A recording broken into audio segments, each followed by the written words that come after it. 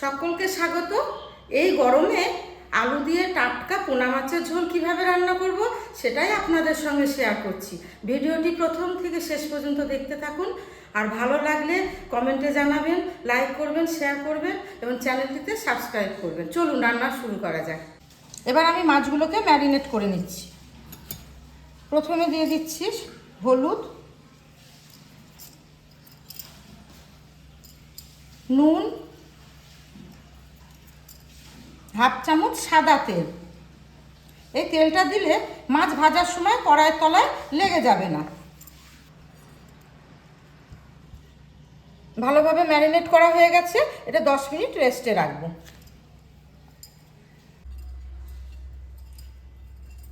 মাছগুলোকে সর্ষের তেলে ভেজে নিচ্ছি।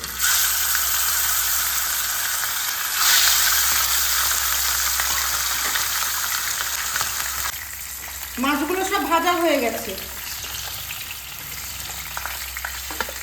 এবার আমি এই তেলে আলুগুলোকে ভেজে নেব।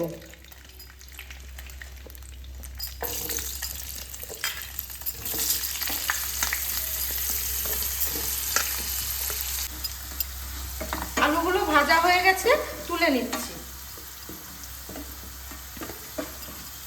ফোড়নের জন্য হাফ চামচ কালো জিরে, 2টো তেজপাতা, শুকনো লঙ্কা দিয়ে দিচ্ছি।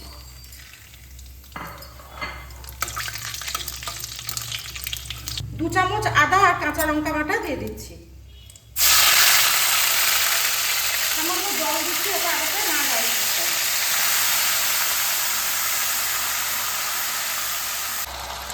আদা আর কাঁচা লঙ্কার কাঁচা গন্ধটা চলে গেছে। এখানে আমি শুকনো মশলার পেস্ট তৈরি করে রেখেছি, এটা এর মধ্যে দিয়ে দিচ্ছি। ভালোভাবে মিশিয়ে নেব।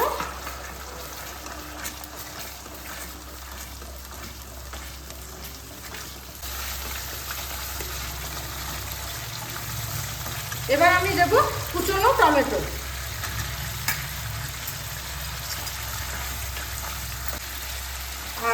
আর দেব পরিমাণ মতো লবণ।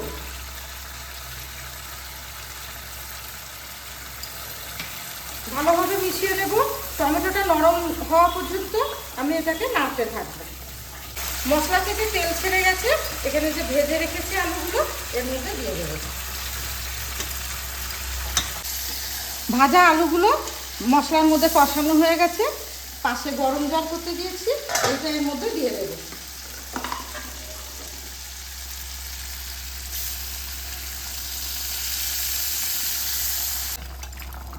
ভাজা মাছগুলো দিয়ে দিয়েছি। 5-7 মিনিট ঢাকনা চাপা দিয়ে কুক করে নেব।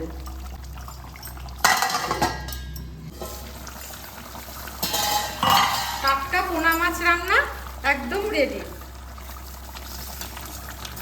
এরপর আমি এবার ধনেপাতা ছিটিয়ে দিচ্ছি।